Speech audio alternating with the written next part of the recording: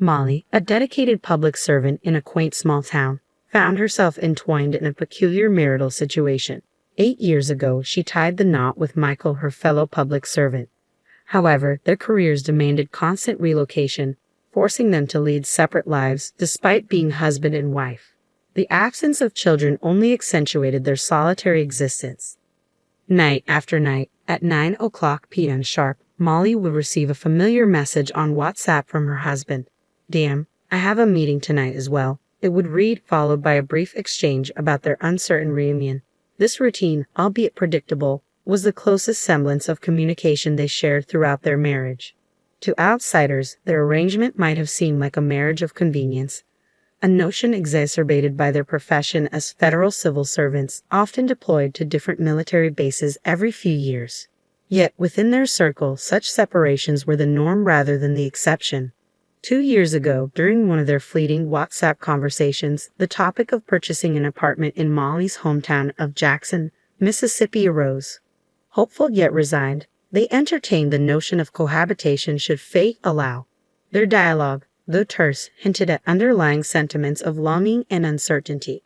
When Molly finally acquired an apartment in Jackson, she did so with a dual purpose: to be closer to her roots and to potentially share a life with Michael should their paths align. The prospect of finally living together after years of separation flickered like a distant beacon of hope. Then, one day, amidst the usual silence of WhatsApp notifications, Michael's voice broke through the monotony with an unexpected phone call. The deviation from their routine caught Molly off guard, prompting a brief exchange about his parents' upcoming visit. Despite the shift in communication medium, the warmth Molly had yearned for remained elusive in Michael's distant demeanor. As Molly hung up the phone, she couldn't help but wonder, when was the last time they truly felt like a couple? "Since our wedding, it feels like an eternity since I last saw my in-laws." With Michael's nomadic career taking him all over the country and his parents settled in Eugene, Oregon, opportunities for reunions are rare. But now, with their impending visit to my hometown of Jackson, Mississippi, I'm determined to make it memorable. I eagerly offered to be their guide, eager to showcase the charm of Jackson. As we exchanged pleasantries upon their arrival, I couldn't shake the feeling of the vast distance between our lives. "Molly, long time no see. How have you been?" my mother-in-law greeted me warmly. "I'm doing well, thank you," I replied, masking the ache of separation.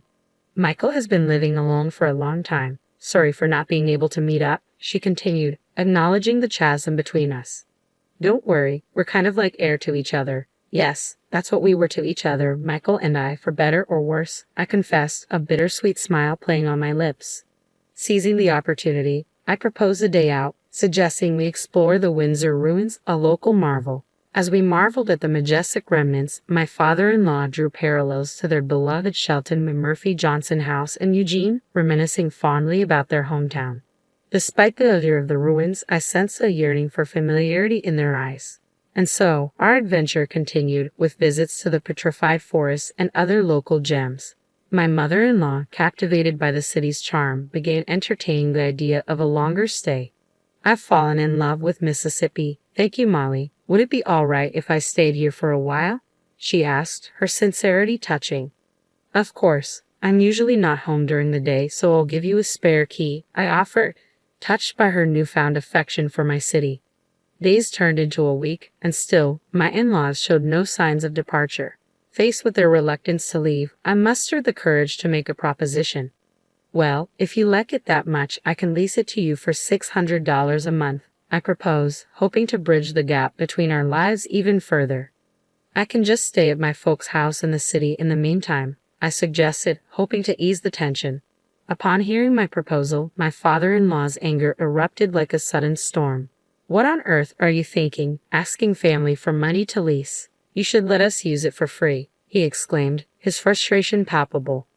Struggling to defuse the situation, my mother-in-law intervened, her soothing words offering a temporary reprieve. But beneath the surface, unease lingered. Seeking a compromise, I suggested, "How about this? You can just cover the costs of utilities you use, electricity, water, and gas." In the second week of their stay, amidst the routine of work, an unexpected call disrupted my day. "Hello?" I answered, puzzled by the untimely interruption.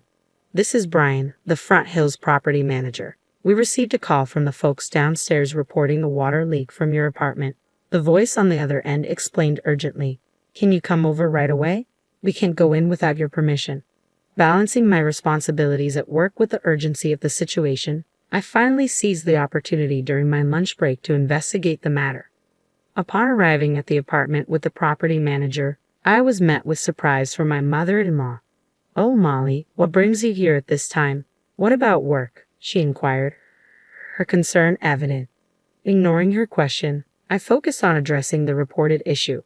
"Ma'am, the folks downstairs are saying there might be a water leak from our place," I explained to the property manager, determined to resolve the situation. Upon inspection, my suspicions were confirmed. The hose of the washing machine had come loose, causing a repetitive cycle of draining. This is the problem," I declared, relieved to have identified the source of the disturbance. Descending with the property manager, we ascended to our apartment to inspect the reported leak. As we entered, my heart sank at the sight of the spreading stain on the ceiling, directly beneath the washing machine. An involuntary sigh escaped me, betraying my frustration. My mother-in-law, curious, peered into the room before retreating with a guilty expression. Knowing the responsibility fell on my shoulders, I begrudgingly apologized to the neighbors with a peace offering of cookies, accompanied by a bill from the property management for the necessary repairs. Upon relaying the incident to my mother-in-law, her reaction caught me off guard. "So you're telling us to pack up and leave, is that it? We're not going anywhere that easily. Should we just up and go, huh?" she retorted, her tone sharp with indignation. The complaints continued unabated. Another call from the property manager revealed a new issue. My father-in-law's nightly balcony serenades were causing a disturbance. Suppressing a groan, I resolved to address the matter head-on. Returning to the apartment, I was met with an empty space. A note on the table announced their departure back to Seattle, leaving behind unpaid utilities and a heap of garbage. Frustration boiled within me. Their departure was abrupt, leaving behind a mess and unpaid bills. With my in-laws gone, I reclaimed the apartment for my parents' house. But just as I settled back into my routine, an unexpected call from my husband rattled me to the core. "My dad and mom love your apartment, so I'm giving it to them as a gift," he declared, his tone final. "Understand, or we're getting a divorce." Stunned by his ultimatum, I could only grasp the weight of his words as he hung up, leaving me to contemplate the repercussions of his decision. As I left my apartment, the echo of my mother-in-law's laughter lingered in the air. Unbeknownst to me, my in-laws had relocated to my husband's government quarters, initiating a subtle yet coercive tactic. Instead of addressing me directly, they manipulated my husband into pressuring me to relinquish the apartment. How had it come to this? Now, I found myself at a crossroads. Surrender the apartment I had fought so hard for, or face the prospect of divorce. It was a binary choice, one that weighed heavily on my mind as I deliberated the options. Groaning with the weight of my decision, I finally reached a resolution. 2 days later, instead of the usual WhatsApp message, my husband's call brought an ominous tone. "You'll pay for this," he threatened, incensed by my decision to send divorce papers via express mail. His anger caught me off guard, but I stood firm in my resolve. Yet the repercussions of my actions unfolded swiftly. Summoned by my boss, I received a transfer order to Dallas, orchestrated by my ex-husband who managed personnel. Frustration bubbled within me, but amidst the chaos, one question persisted. What about my apartment? Should I succumb to pressure and rent it to my ex's parents? Seeking clarity, I sought counsel from the legal affairs department at work. Their verdict was clear. With no ties to my ex-husband, I had no obligation to accommodate his parents either. The solution was simple: rent out the apartment as a landlord. Empowered by this revelation, I contacted my in-laws who had returned to Portland and proposed renting out the apartment upon my transfer. To my surprise, they readily agreed, their interest in the apartment outweighing any notion of harassment. In this unexpected turn of events, I found solace in reclaiming control over my life and property. I proposed a monthly rent of $700, inclusive of utility bills and repair costs from their last stay. Surprisingly, my in-laws accepted the condition without complaint. As I juggled my duties in Dallas, I also dedicated myself to studying for the internal selection examination, a pivotal step towards advancing to the highest echelons among senior military officers. The ultimate goal was to qualify for the Command Staff Course, a rigorous training program for unit commanders. My desire to surpass my ex-husband in rank and position fueled my determination. Against all odds, I triumphed over this formidable obstacle, securing admission to the Command Staff Course in one attempt. With a triumphant spirit, I declared to myself, "Watch this, Michael. The real revenge starts now." As I embarked on my journey, I purposely refrained from contacting my ex-husband, relishing in the anticipation of his reaction. 16 months later, I ascended to the position of unit commander in Nebraska, overseeing soldier education and training. Concurrently, fate saw fit to bring my ex-husband to the same state, albeit in a different capacity, assigned to the Regional Cooperation Headquarters, acting as a liaison between the military and local communities. Thanks to my success in the internal selection exam, my rank now surpassed that of my ex-husband's. The revelation of my elevated status caught him off guard during a training session for senior officers. "Why are you wearing a higher rank insignia than mine?" he demanded, his voice betraying a mix of surprise and indignation. His outburst drew the attention of those around us, leaving them puzzled by the sudden tension between us. As I observed my ex-husband's arrival, a wave of emotions surged within me, but I chose to maintain a composed exterior. Deep down, I harbored a sense of relief, realizing that I was no longer entangled with someone of such low character. It was a splendid Sunday, bathed in sunshine, marking the annual Base Open Day. This event offered a rare opportunity for civilians to engage with servicemen and experience a glimpse of military life. As crowds marveled at the displayed tanks and immersed themselves in simulated combat training, excitement filled the air. Soldiers descended from helicopters, executing maneuvers with precision akin to Spider-Man, leaving onlookers in awe. From photos with soldiers to souvenir merchandise, attendees reveled in the festivities. Amidst it all, I, as a training coordinator, manned a booth offering civilians a chance to experience the forward-leaning rest position alongside active servicemen. In the midst of this bustling atmosphere, my ex-husband made an unexpected appearance, accompanied by members of the Parents Association. The sight reignited the suppressed emotions I held towards him and his family, stoking the flames of revenge within me. In that moment, amidst the vibrant festivities, I saw an opportunity for ultimate retribution.